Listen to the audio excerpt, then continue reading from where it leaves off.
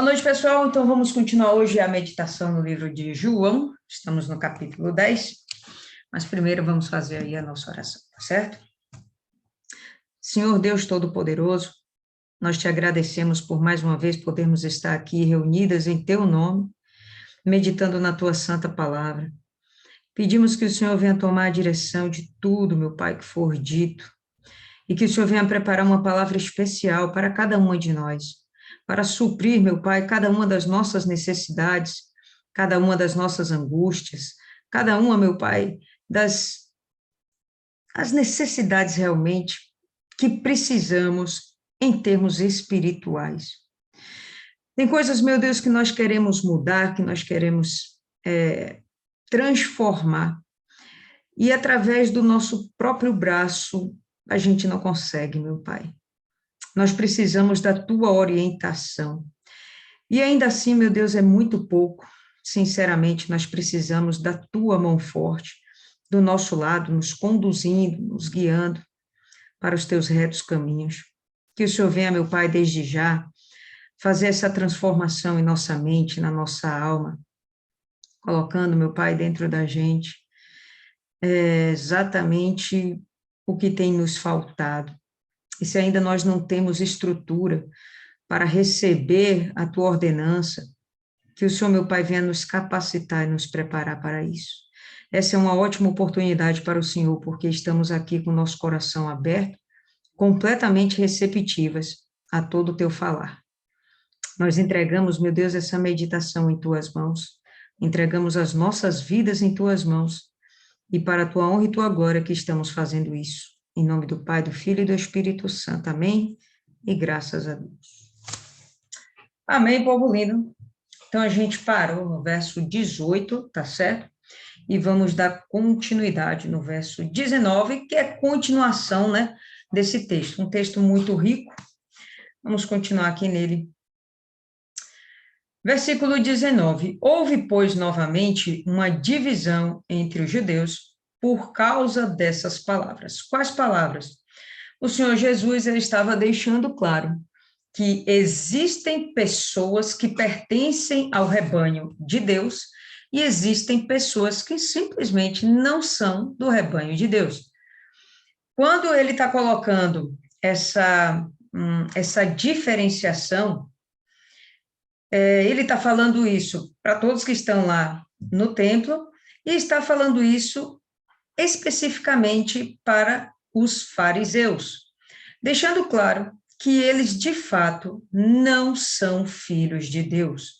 E ele vai usando justificativas, e a principal delas é que eles não são capazes de ouvir a voz do Senhor Jesus, não são capazes de entender os ensinamentos do Senhor Jesus, e pelo contrário, estão até querendo matar o Senhor Jesus, né? E nessa confusão, ou melhor dizendo, né? A confusão está na cabeça dos fariseus.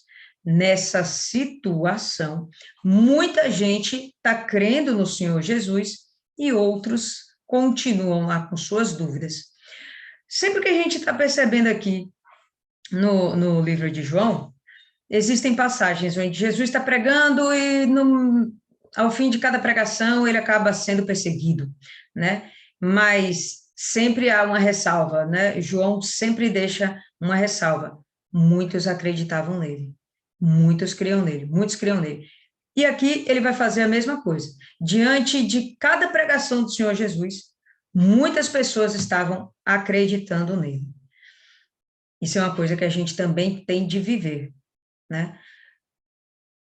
Por mais que muitas pessoas não nos compreendam, não concordem com o que a gente acredita, ainda assim a gente vai falando para as pessoas, nós vamos pregando para as nossas pequenas multidões, né? O ciclo de amizades, o ciclo social onde estamos inseridas, mas a gente prega para essas pessoas.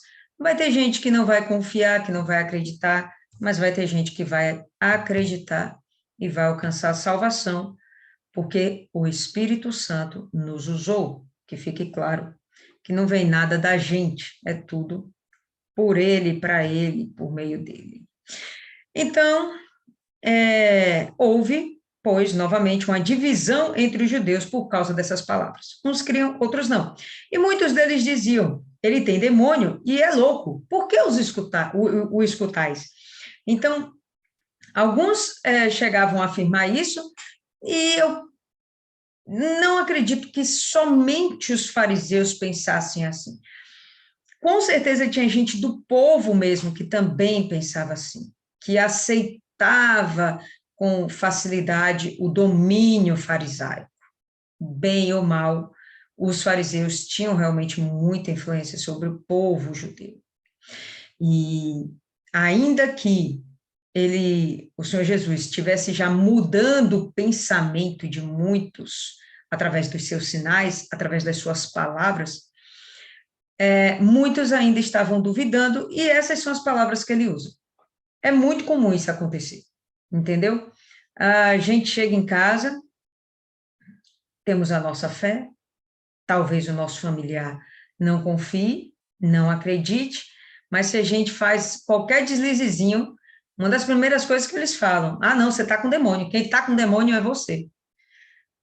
Isso é muito comum, porque eles não entendem que nós não somos perfeitas, nós não somos Deus, nós não somos o Senhor Jesus e não somos o Espírito Santo. Então, temos falhas, temos defeitos, temos nossas reações, somos impactadas e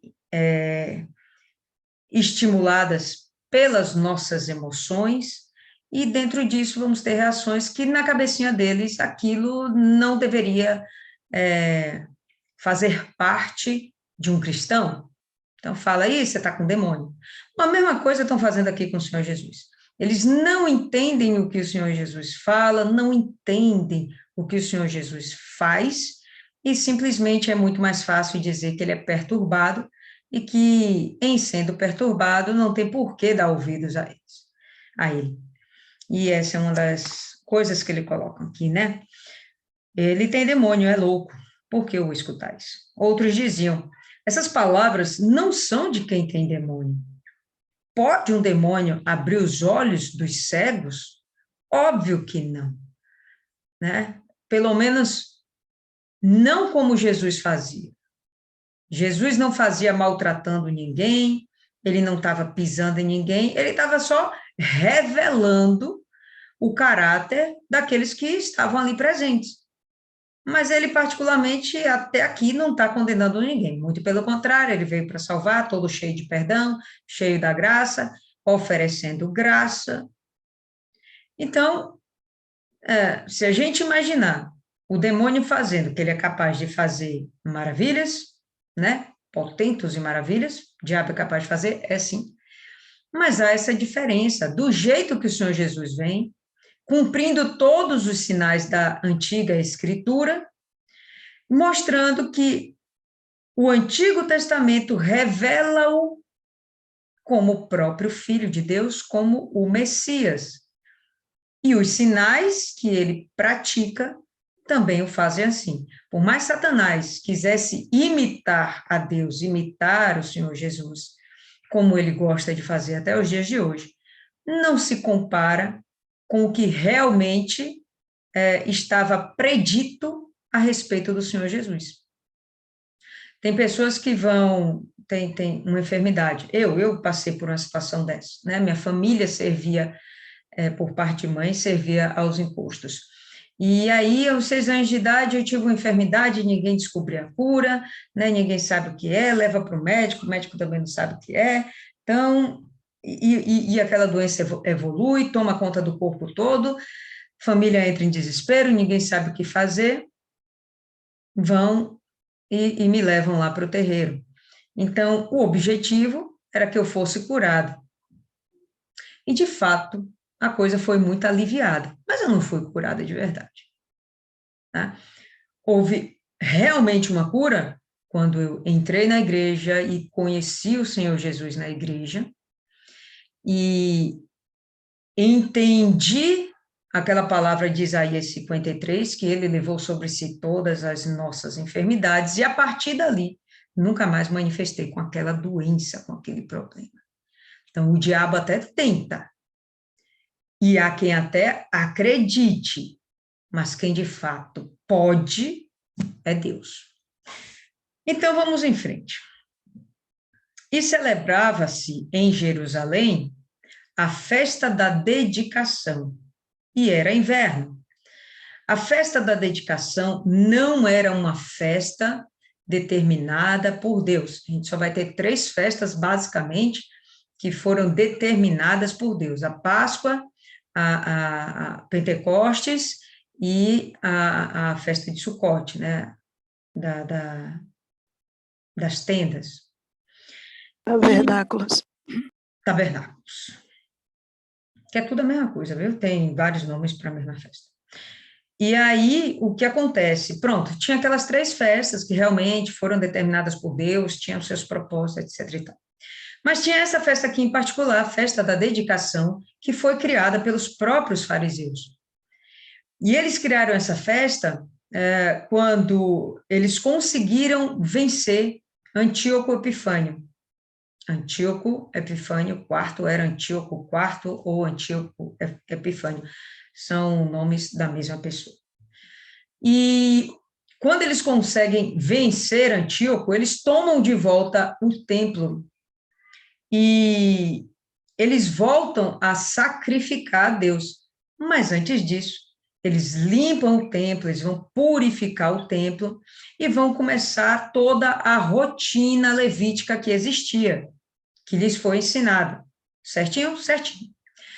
Só que acontece o seguinte, quando eles, isso aí mesmo, quando eles vão para o templo, eles tinham que acender a menorá. Mas essa menorá, ela só podia ser acesa com um óleo preparado, um óleo especial. Não era qualquer óleo. Ah, vai ali na vendinha, compra lá um pouquinho de azeite, porque vamos botar aqui como é que fala? No candelabro. Não, não era assim. Esse óleo era especial e preparado. Só que levava 8 dias para preparar um óleo desse. E quando eles abrem o templo, purificam o templo, a primeira coisa que tem que fazer é acender o candelabro. E aí acaba que eles conseguem achar um restinho de óleo lá, acendem o candelabro, e esse óleo, milagrosamente, rende por 8 dias, que era o prazo necessário para eles fazerem um novo óleo, produzirem um novo óleo, que seria usado especificamente para isso. Então, eles consideram isso um milagre do próprio Deus e que pode realmente ter sido um milagre do próprio Deus, porque a quantidade, eles já tinham essas métricas, né? Quantidade colocada, né, em cada cadinho daquele, era suficiente para iluminar apenas um dia.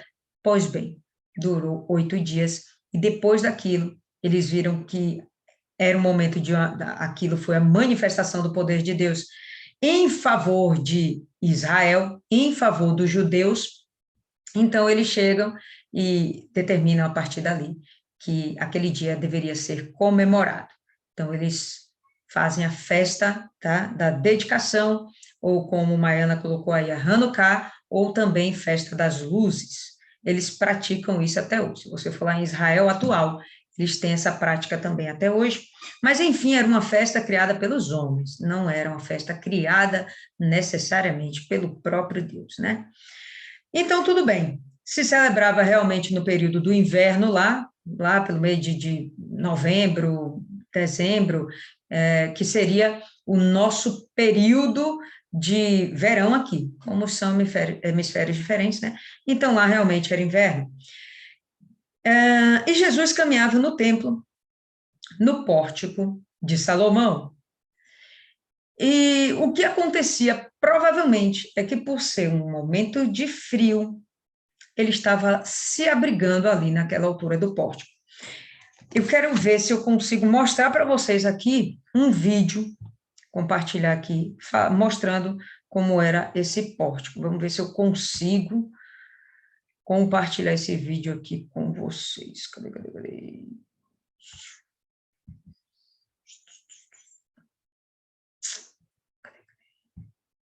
Tá dando para vocês verem essa tela? Sim. Pronto, Pórtico de Salomão. Dá para ler aí, não dá? Então, eu vou pegar aqui e vou passar esse videozinho. Se não der para ver, pessoal, se vocês não estiverem vendo, fala aí, tá? Que eu não... Dá para ver? Vocês estão ouvindo alguma coisa? Não. Ouvi, eu não tô ouvindo nada, não, mas eu tô Mas dá para vendo. ver, né? A animação. Pois bem. Então, esse aí era o templo de Salomão. Na verdade, o templo de Salomão não.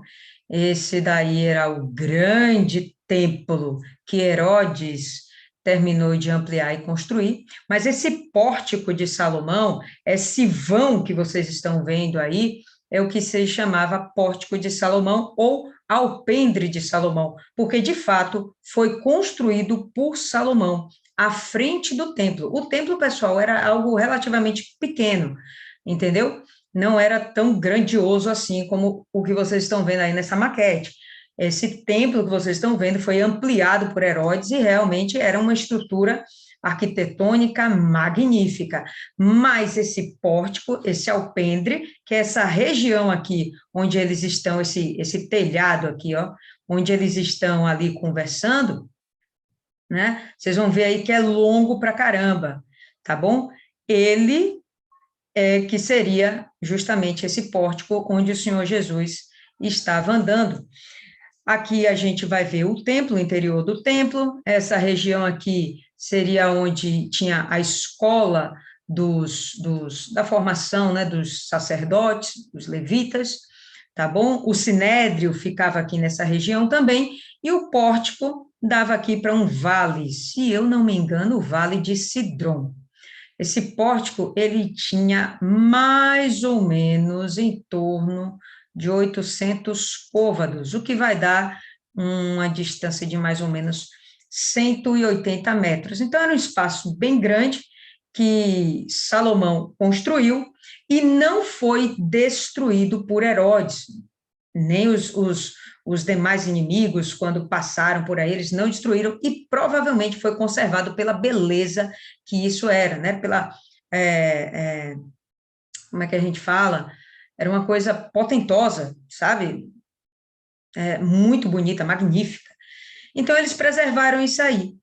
E é justamente nesse lugar onde sempre o Senhor Jesus vai estar, onde sempre os discípulos, inclusive em Atos, eles vão estar sempre nessa região. Milagres que vão acontecer é justamente nessa regiãozinha aqui, tá certo? Nesse pórtico. Então, ele estava aí provavelmente se abrigando do frio, tá? Então, vamos continuar aqui com o texto. Cadê? E Jesus caminhava no templo, no pórtico de Salomão, ou como está na sua versão, possivelmente, no alpendre de Salomão, essa região aí. Então, vindo os judeus, o rodearam e disseram-lhe: Até quando tu irás deixar-nos em dúvida? Se tu és o Cristo, dize-nos claramente. Meu Deus, Jesus já tinha falado não sei quantas vezes. Ou eles estão se fazendo de surdos, ou realmente eles estão a fim de provocar o Senhor Jesus. E o que acontece é que dentro de mim, meu pensamento é que eles já sabiam que realmente era o Senhor Jesus, ele era o Messias, porque senão não tinha por que eles ficarem questionando. Eles perguntando, poxa, fala, fala. Não, se eu não acredito que você não seja, depois de eu ter visto tudo que você fez, então eu simplesmente não quero mais saber de você, eu vou te ignorar. Mas se eu insisto em querer tirar de você mais alguma coisa, prova, prova, prova, prova para mim que é você mesmo. Então, eu no fundo, acredito que você é o Messias, né? Mas eu não me conformo porque você é o Messias e não eu, já que somos homens, né? Então, você é tão homem quanto eu, porque Deus escolheu você e não eu, sei lá.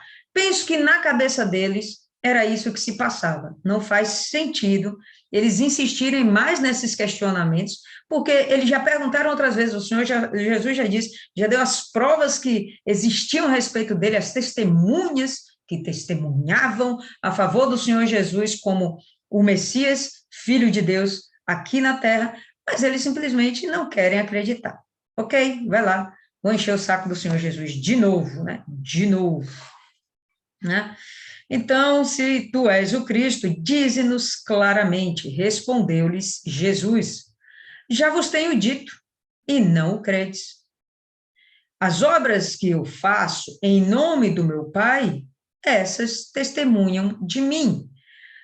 Como a gente viu aí, 4 versículos acima, quando eles viam o Senhor Jesus fazendo milagres, ou falando coisas tão maravilhosas e se dizendo filho de Deus, alguns chegavam a dizer que ele tinha demônio.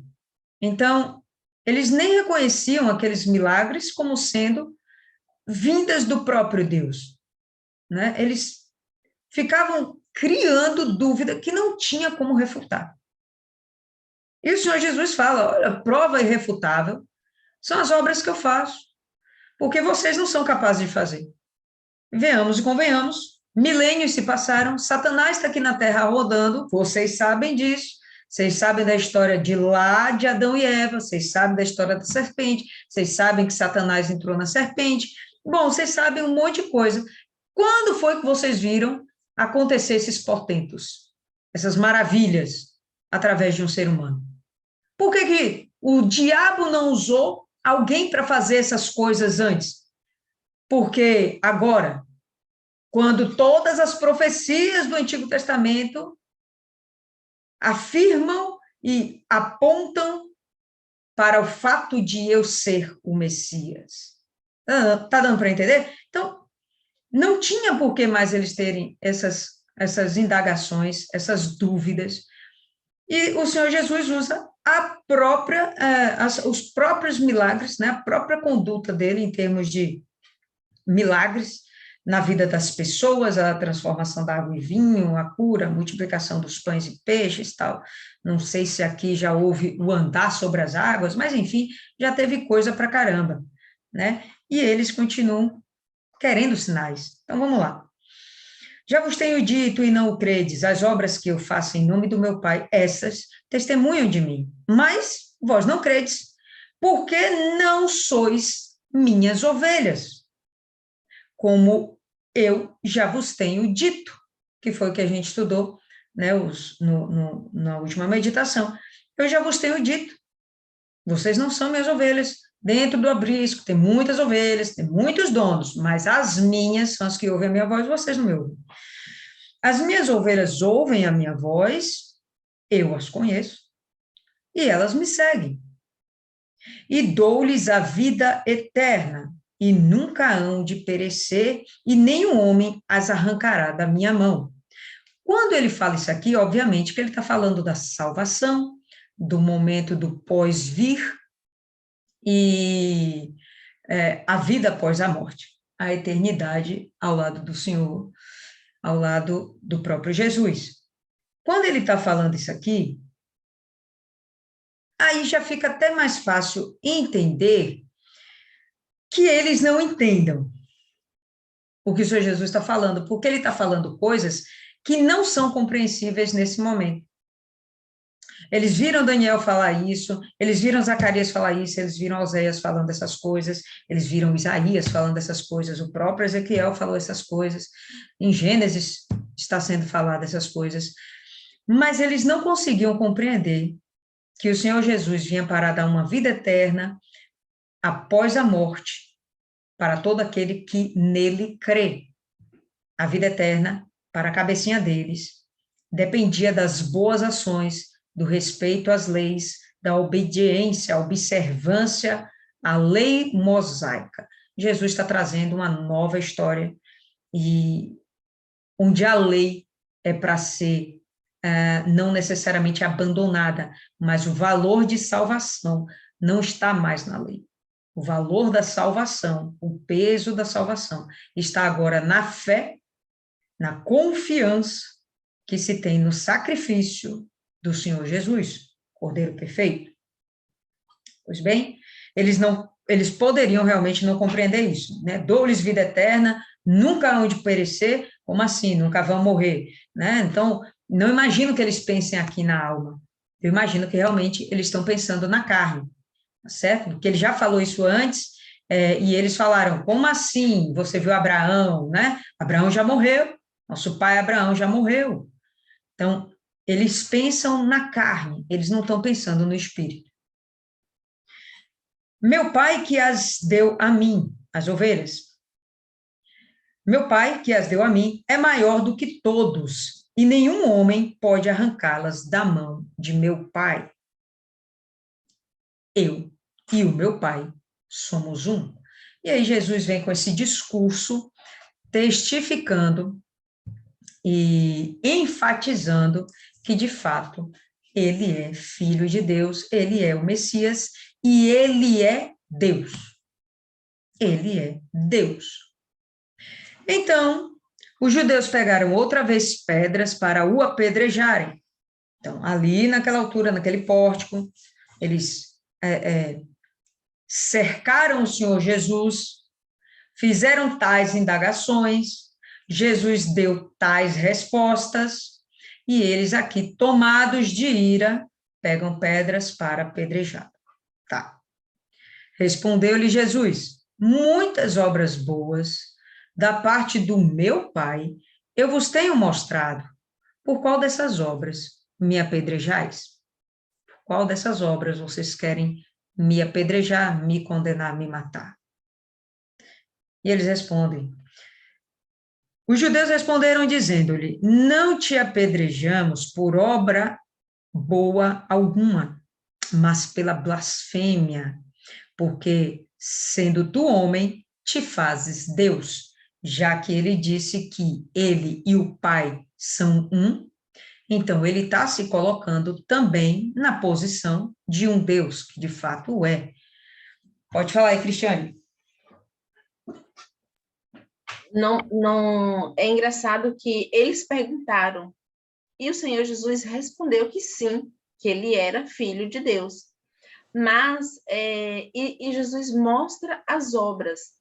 Se Jesus não fosse o Filho de Deus, não haveria aqueles milagres, porque só Deus poderia ter feito aquele milagre. Não dá para entender o que passava na cabeça deles, se eles já tinham visto os milagres e não existia outra forma de acontecer curas, do cego enxergar, do paralítico andar, multiplicação dos pães, não tinha outra forma.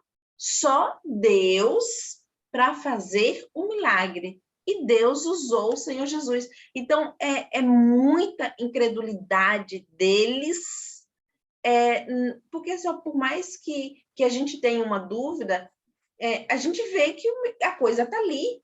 Contra fatos, não existe argumentos. Mas não entrava na cabeça deles. Eu não consigo entender o que passava na cabeça desse povo.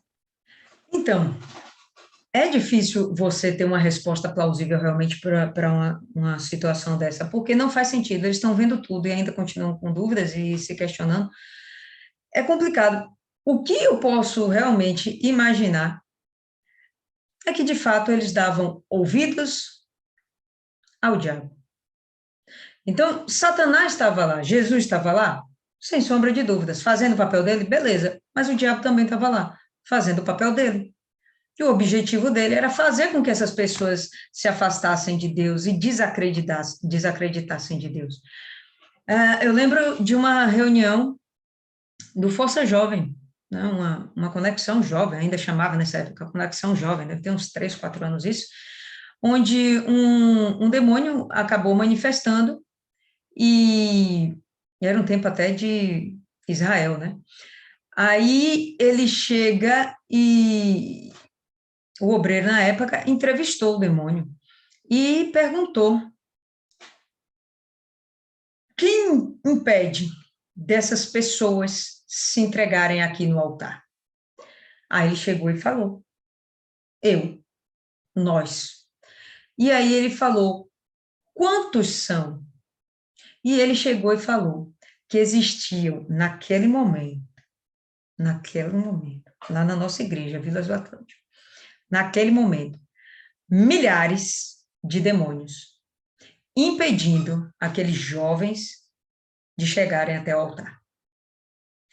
Isso estamos falando de um lugar dentro da igreja. Bom, aqui no Templo de Salomão não ia ser a mesma coisa? Não faz sentido ser diferente. Então, o diabo estava lá fazendo o trabalho dele. Mas aquela ideia, né? Livre-arbítrio. Você tem a sua escolha. Você escolhe acreditar no que você quer. Eles sabiam que Jesus era o Messias. Eles tinham essa consciência. Senão, não tinha por que eles irem lá continuar insistindo. Diga, se você é o Messias, diga. Bom, já tinha dito. Então, no fundo, eu penso que eles acreditavam sim que ele era o Messias. Só que Satanás estava influenciando. Satanás não pode determinar a sua decisão, mas ele pode sim influenciar. E aquela coisinha que a gente visualiza, né? Aquele negócio de a arte imita a vida. Meu pai falava muito isso. Quando a gente vê aquele desenho do pica-pau, que fica um anjinho aqui, né, azulzinho, e fica o capetinho aqui, vermelhinho, dando a ideia para ele. E pica-pau fica naquela dúvida, se eu faço alguma coisa boa, se eu faço alguma coisa ruim, né? O anjinho de Deus fica aqui dizendo, não, faz aquilo, e o diabinho fica aqui falando, faz isso e faz isso. Você escolhe o que dar ouvidos. Então, quando essas pessoas estavam aqui sendo alcançadas pela palavra de Deus, através do próprio Jesus, elas tinham a decisão de escolher, elas estavam ouvindo o próprio Deus. Talvez até tivesse mais hostes celestiais também trabalhando lá, os anjos, entendeu? O Espírito Santo já estava permeando esse lugar, não tenho dúvida que o Espírito Santo já estava trabalhando, não necessariamente com o batismo, no caso, com a recepção de dons, etc., mas de estar trabalhando no interior da pessoa e a pessoa se permitindo ser trabalhada pelo próprio Espírito Santo.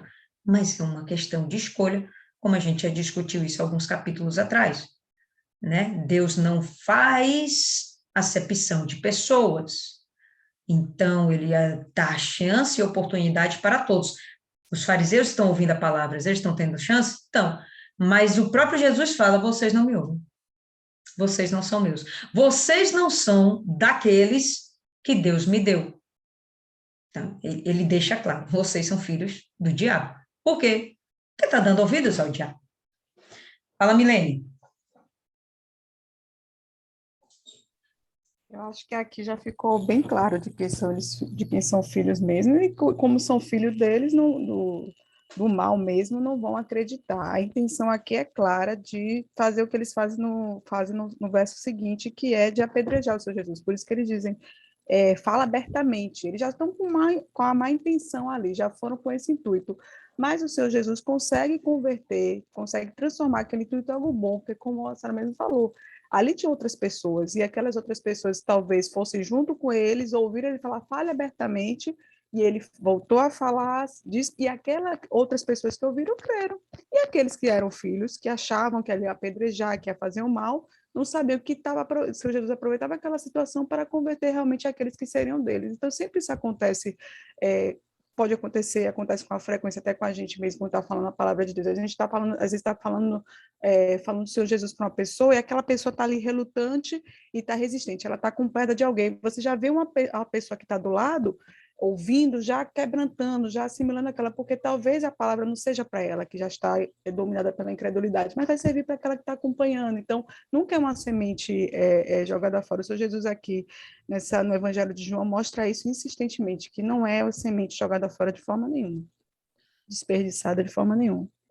Exato, perfeito. Isso mesmo. E aí, nessa pegada toda, a gente vai ver que essas pessoas estão escolhendo de livre, espontânea vontade não crerem no Senhor Jesus. Então, os judeus responderam dizendo-lhes, não te apredejamos por obra boa alguma, mas pela blasfêmia, porque, sendo tu homem, te fazes Deus. Respondeu-lhe Jesus, não está escrito na vossa lei, eu disse, vós sois deuses? Isso está escrito, pessoal, em Salmos, no capítulo 82, abre aí rapidão, Salmos, capítulo 82, é um salmo até pequenininho.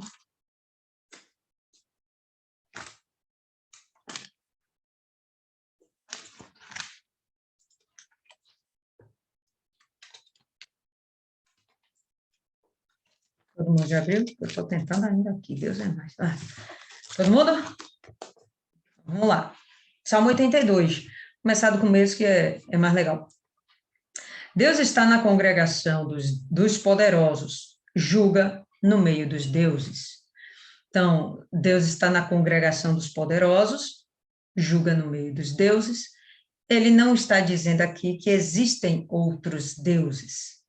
Ele realmente chama os filhos dele de deuses, mas necessariamente nem qualquer filho, filhos especiais, filhos dele mesmo, não, ou melhor, não qualquer filho, não qualquer criatura, os filhos, chama de deuses.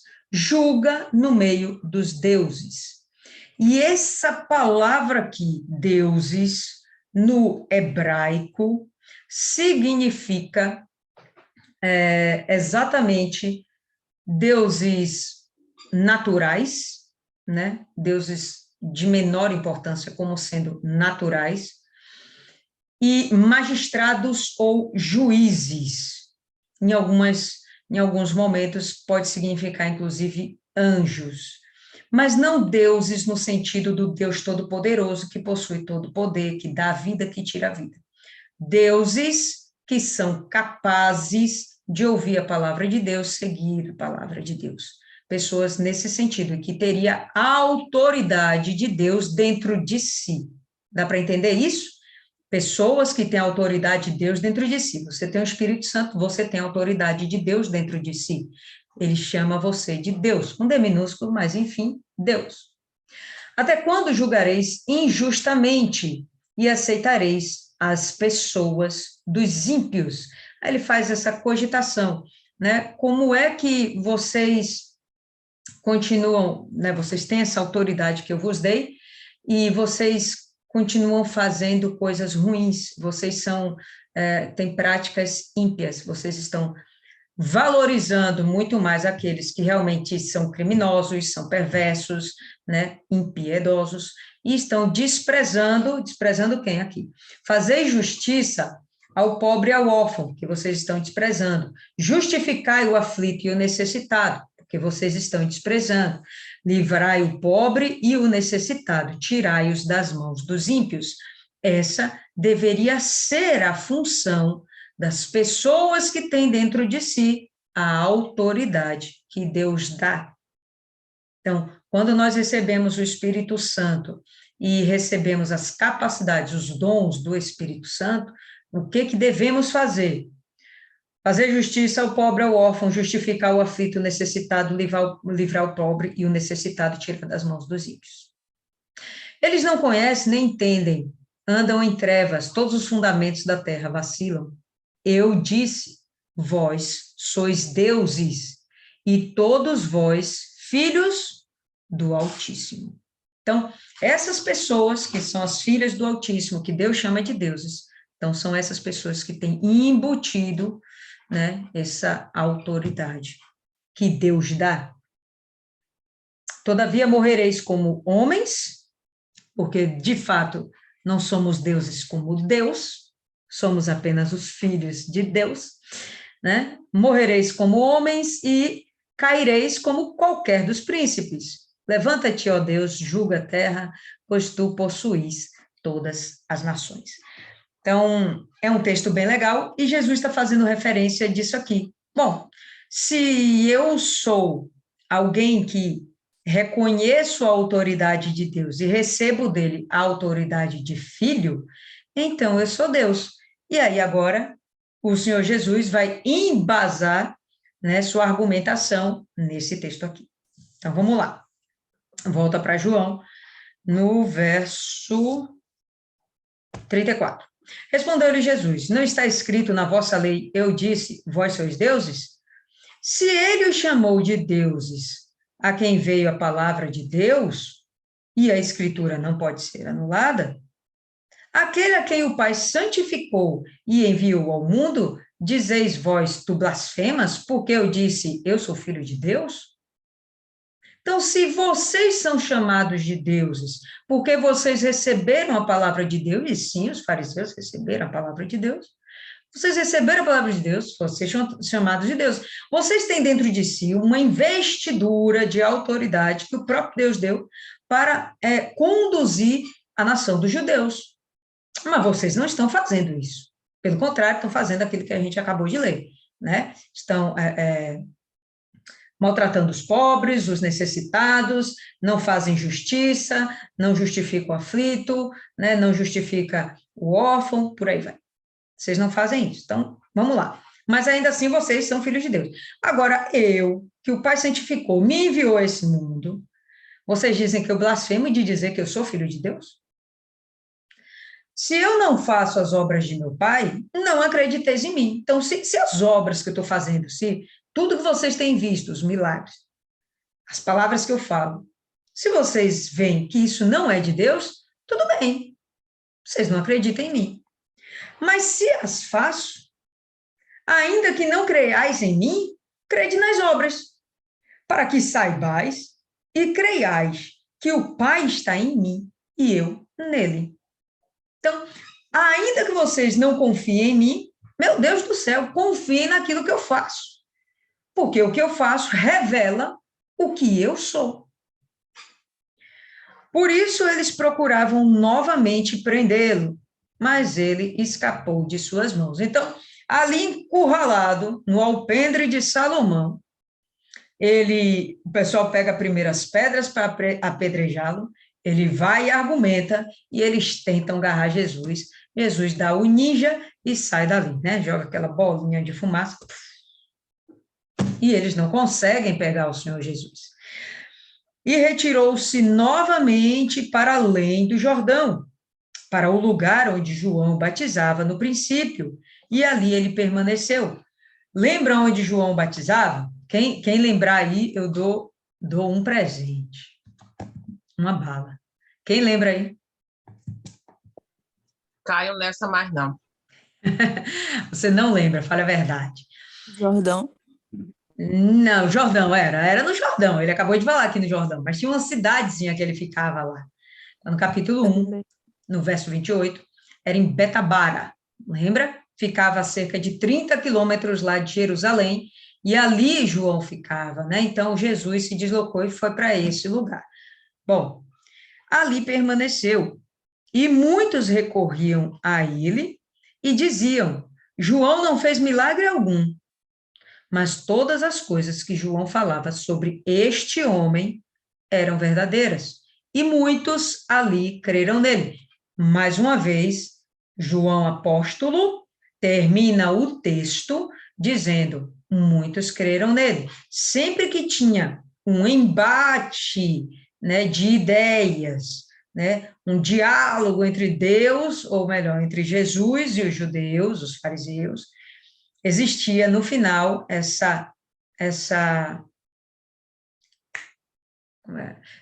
esse resultado. Muitos criam nele. Havia uma divisão entre judeus. Muitos confiaram nele. Muitos acreditaram nele. E João está falando aqui, ó, continua. Muitos estão acreditando nele. Ainda que ele tenha se refugiado lá para o lado do Jordão, por quê? Porque ele é covarde? Não, porque ainda não é a sua hora. Certo? Ainda que ele esteja lá. Ele simplesmente está esperando o momento dele, mas continua fazendo o que tem de ser feito. E nesse momento, quem está indo lá, muitos daqueles que acreditavam no João Batista e tinham procurado João Batista agora aqui já está morto, eles sabem que João Batista morreu, mas sabem que o Senhor Jesus foi para o lado de lá, e eles se tornam seguidores também do Senhor Jesus, tá certo? E aí vem aquela história do evangelismo, a evangelização que também existia naquele dia.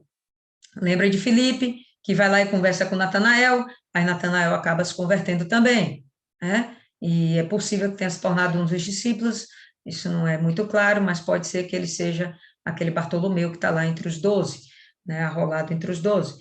Enfim, né? Então um chama o outro, olha, vamos lá, tem aquele Messias, está lá curando, ele tem uma pregação forte, tem palavras que nos acalma a alma e nos faz entender o sentido da vida.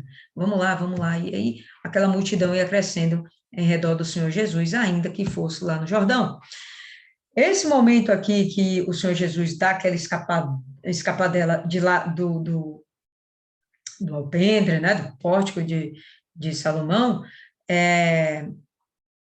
não esqueçam que é um momento de festa, a Hanukkah. Então, o templo está entupido de gente, tá entupido, não tem 2, 10 pessoas como ali mostra na animação, ali só foi para ilustrar, mas aquilo ali está pipocando, fervilhando de gente para um lado e para o outro, todos os judeus iam para lá, para Jerusalém, né, e iam para o templo, pronto, fervilhando ali de gente, muita gente estava acreditando, entendeu? Jesus estava impactando muito, e ainda aqueles que não acreditavam, pelo menos já tinham uma pulga lá dentro da cabeça, tá certo? Uma pulga atrás da orelha, cutucando, olha, Jesus é o Messias, Jesus é o Messias, Jesus é o Messias, né? E eles agora estão num processo de amadurecimento espiritual, onde eles podem ou não acreditar no Senhor Jesus, né? E de fato terem suas vidas transformadas e serem salvos. É isso aí que temos para hoje, pessoal. Alguém gostaria de acrescentar algo mais, um entendimento, algo que passou batido aqui que eu não vi? Fala aí, pessoal.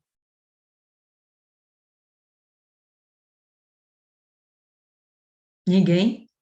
Meia pessoa? Um mosquitinho? Fala, Maiana. O mais interessante é isso, porque ele fala de ser um com Deus.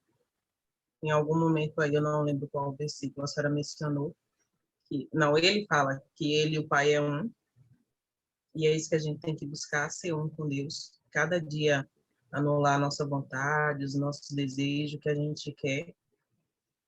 E se a nossa palavra não vai causar o convencimento na pessoa, porque isso é trabalho do Espírito Santo, tem que, no mínimo, causar o desejo de despertar. O desejo não, tem que causar o interesse da pessoa. Levar ela a pensar. Hoje eu estava conversando aqui com uma pessoa e eu perguntei para ele, eu falei, você ainda está lendo a Bíblia? Aí ele falou, não, mas eu estou orando.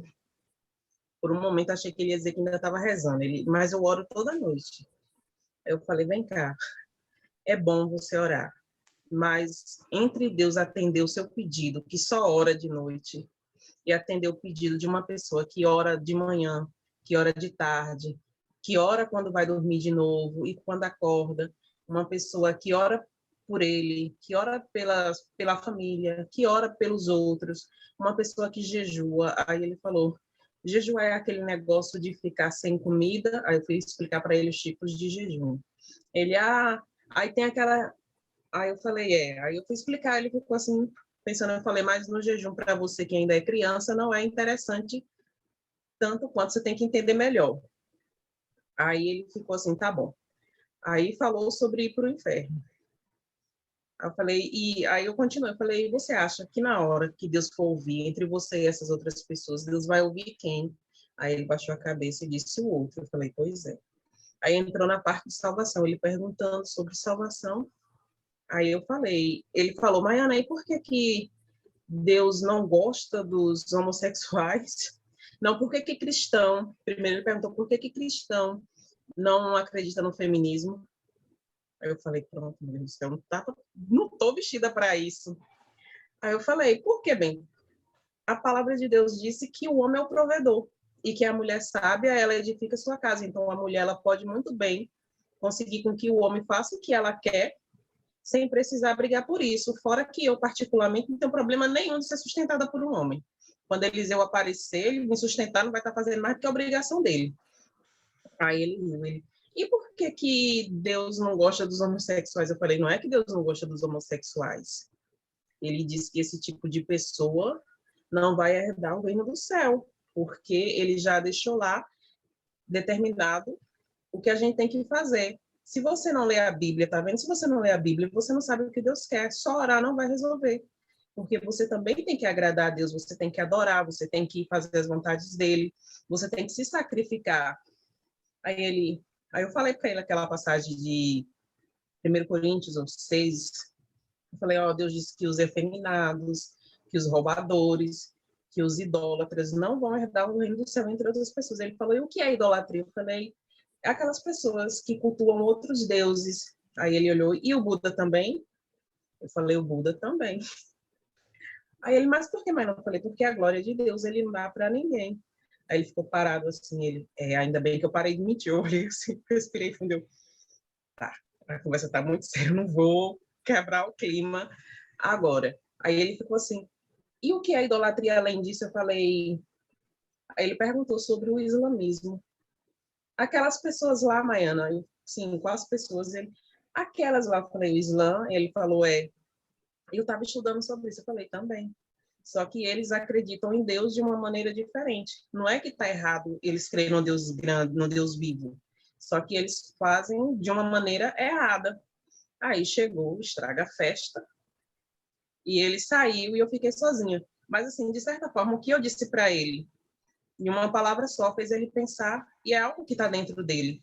Aí ele parou, aí eu falei para ele que ia mandar uns vídeos da gente, para ele continuar. Eu falei, você não precisa ler a Bíblia vários capítulos, você lê só um capítulo, pega um capítulo, um livro qualquer, ainda que seja só um versículo, e você fica pensando durante todo o dia o que foi que Deus quis falar através daquilo ali. Antes, você faz uma oração e pede para Deus abrir seu entendimento. Aí ele ficou assim, eu vou fazer. Aí saiu, eu falei, oh Deus, quando for assim, me avisa antes, porque eu tenho que estar pelo menos vestida a caráter, porque eu de costa na pia, o menino me chega com umas conversas dessa, ainda tive que explicar sobre a fé, e esse negócio de oração, Maiana, de eu tenho medo do espiritismo, eu falei, oh meu Jesus, tira esse menino daqui. Então, você consegue ver o interesse que uma criança, que você acha que não dá, você não dá nada, está tendo. Antônio é da mesma forma. A gente pensa que ele não entende muita coisa, mas se você for parar para prestar atenção, ele tem fé mais do que muitas pessoas aí.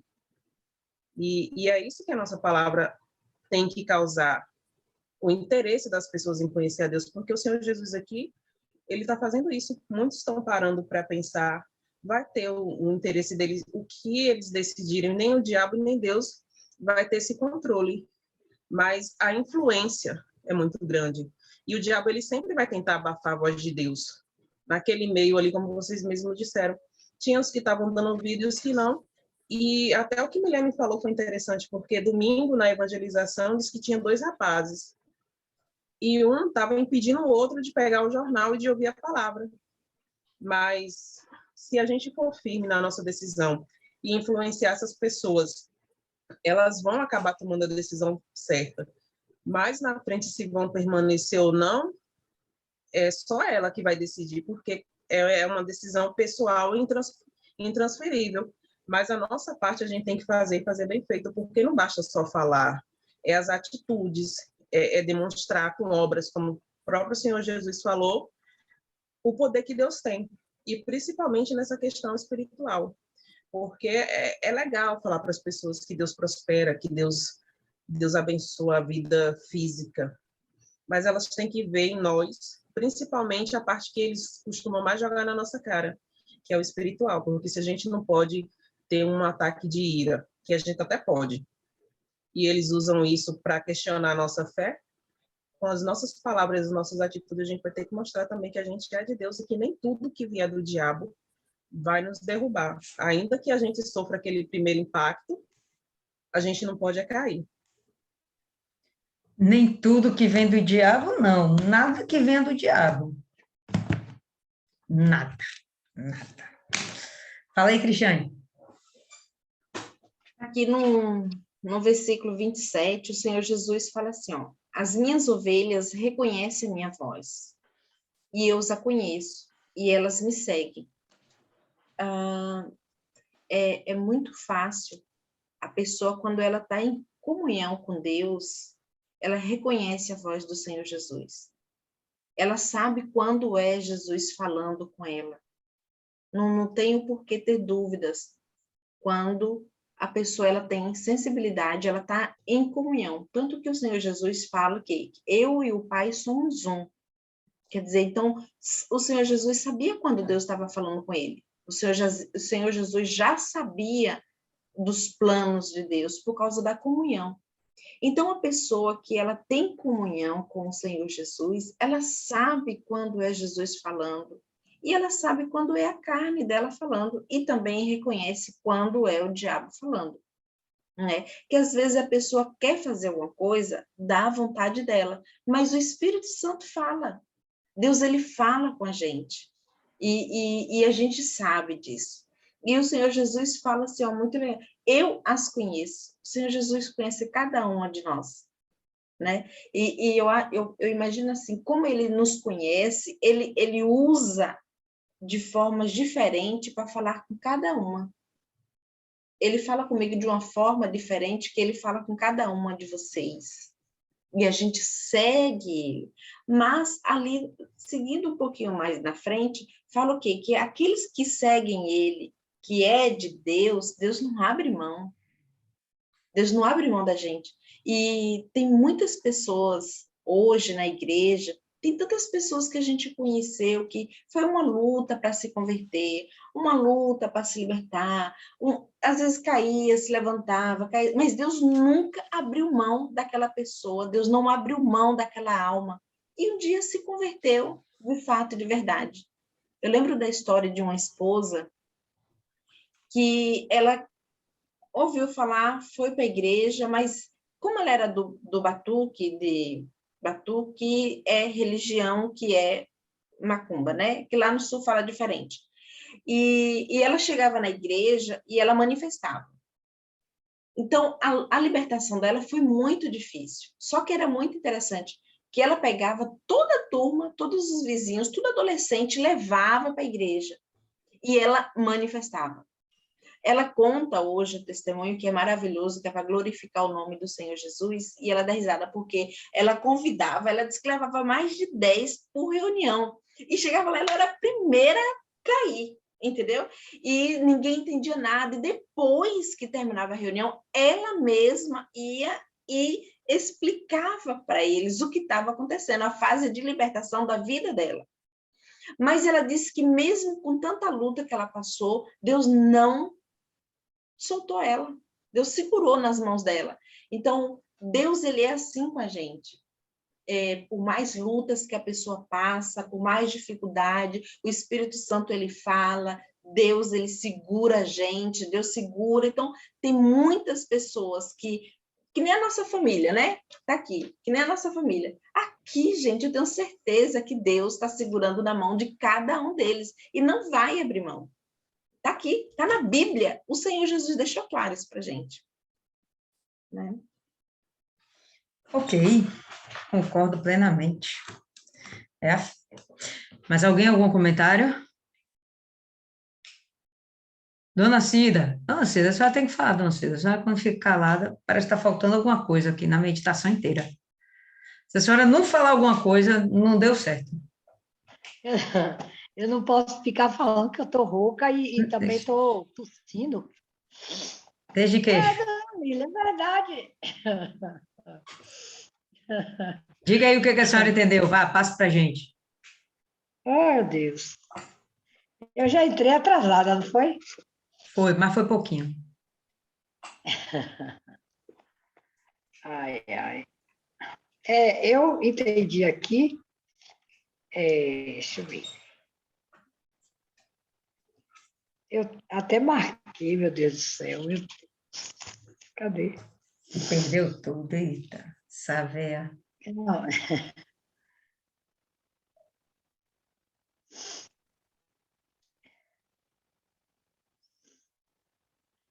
Depois eu falo para mim. Só vou liberar porque a senhora está fluente, viu? Só vou liberar porque a senhora está fluente. Então, tá bom, pessoal. Uma das coisas que eu achei mais interessante é que os judeus, fariseus, a coisa que eles mais prezam vai ser justamente a lei mosaica. Então, tudo que está escrito, para eles, isso é extremamente valoroso. E nesse momento que Jesus está usando, é justamente a lei mosaica para dizer que ele é Deus. Então, são pessoas que estão de lados distintos, lados opostos, usando o mesmo argumento, a palavra. Percebemos essas coisas nos dias de hoje, né? A palavra pode ser usada, a mesma palavra, pode ser usada tanto para derrubar pessoas como para levantar pessoas. Que sejamos daquelas que são capazes de usar a palavra para erguer discípulos, suscitar, né, novos apóstolos, pessoas que realmente vão adiante para continuar a obra do Senhor Jesus. Nós temos essa missão, temos que fazer isso incansavelmente até o final dos nossos dias. Jesus, ele está usando a própria palavra. Não tem melhor recurso. Sabe, vocês não estão vendo aqui Jesus apelando, né? Eu vou te dar isso, eu vou fazer aquilo, e se você aceitar, você... Sabe, Jesus não apela. Jesus usa só a palavra, só a palavra, só a palavra. Aquelas pessoas que recebem a palavra, né, e elas ficam com dúvidas durante muito tempo, é difícil essas pessoas realmente nascerem de Deus. É difícil. Normalmente as pessoas que recebem a palavra de Deus já colocam em prática, ainda que cheia de pecados, ainda que sem entender direito o que tem que fazer, o que tem que proceder, mas existe dentro dela uma sinceridade, uma pureza de alma. Poxa, eu quero fazer a coisa certa. Se existe isso, sem sombra de dúvidas, né, ela vai ter um novo nascimento. Vai ter um novo nascimento. Pode demorar um tempinho, pode demorar 2 tempinhos, mas vai existir um novo nascimento. Agora, pessoas que ficam resistentes, você conversa e sempre arranja um porém, né? Sempre consegue rebater a própria palavra de Deus, essas daí dão um pouco mais de trabalho para o próprio Deus e talvez não consigam ser salvas. É o que eu vejo, né, dentro desses discursos incansáveis com os fariseus. De cara, a gente vai ter que o Nicodemos, ele já aceitou Jesus e foi buscá-lo e queria aprender mais. Tem outros fariseus que só estão aqui contestando, só resistindo. Aí Deus fala, né, o Jesus mesmo, ele fala, não, vocês não são aqueles que Deus me deu. Aqueles que aceitam rápido a palavra, a chance deles realmente se converterem é muito maior. Aqueles que não aceitam, que vão em busca de bênçãos, né? Aí esses daí dão um pouquinho de trabalho, talvez até se convertam na caminhada, mas é mais difícil, viu, pessoal? Por isso a gente tem que ter muita paciência com pessoas assim, porque as chances delas se converterem, no meu ponto de vista, são muito pequenas. A gente tem que realmente usar a palavra certa, no momento certo, para convencê-las de que elas têm que abrir o coração para o Senhor Jesus. Mas se a gente percebe aquela resistência, né, quando a gente está atendendo o povo, tenham paciência e tentem usar as palavras certas, sem chocar, sem confrontar, porque essa não é a melhor forma de vencer uma resistência. Não é. Ok? Então, por hoje é só. Quem pode fazer aí a oração de encerramento? Quem faz aí, pessoal? Eu posso. Pronto, Milene, por favor, Milene, obrigada. Senhor, meu Deus e meu Pai, muito obrigada por essa noite, mais uma oportunidade, Senhor, de estar meditando na Tua palavra, não apenas meditando, meu Pai, mas alimentando a nossa alma, aprendendo, Senhor, como devemos fazer para cuidar das outras almas, Senhor. O Senhor nos confiou essa missão, o Senhor acredita em nós, mesmo com todas as nossas falhas, pecados, erros, mas o Senhor continua a nos usar, meu Pai, para alcançar outras pessoas, outros pecadores, outros falhos. Obrigada, meu Pai, por dar sentido à nossa vida, nos colocando nessa missão tão grandiosa, tão extraordinária, Senhor, é um privilégio. E aqui o Senhor nos mostra esse privilégio também e nos ensina como a gente tem que aproveitar com paciência, meu Pai. Mas só podemos ter paciência se o Senhor nos encher, meu Pai, do Teu Espírito, nos encher de coragem, de ousadia e principalmente do discernimento para falar a palavra dar certo aos que precisam, meu Pai. A gente não pode desanimar, não, Senhor. E só o Senhor é quem pode renovar em nós essa força, essa coragem, essa determinação e a fé necessária, meu Pai, para cada palavra que a gente disser ter vida, Senhor. Precisa ter vida e a gente precisa viver. Porque se a gente vive a Tua palavra, fica muito mais fácil, Senhor. Sai com a simplicidade. O Senhor usa os nossos lábios porque nós vivemos essa palavra, então é fácil falar, porque não é algo que está sendo dito de forma hipócrita, não, nós estamos vivendo dia após dia, sacrificando o nosso eu, para que o Senhor cresça em nós e a gente diminua. Muito obrigada por esse privilégio, meu Pai, que a gente continue firme no propósito, pela nossa salvação e pela salvação da nossa família, e cada alma que o Senhor confia a nós, que o Senhor coloca no nosso caminho, que a gente venha também perseverar por eles, meu Pai, sem desânimo, mas com alegria e a certeza da nossa salvação. Obrigada, meu Pai. Toma a nossa noite de descanso, toma o nosso dia, a nossa manhã e tudo que vamos fazer essa semana, Senhor, tudo nas Tuas mãos, para glorificar o Teu nome em tudo que nós fizermos, hoje e para todo sempre. Amém. Graças a Deus. Amém, povo lindo. Então, por hoje é só. Por aqui a gente encerra. Até a próxima.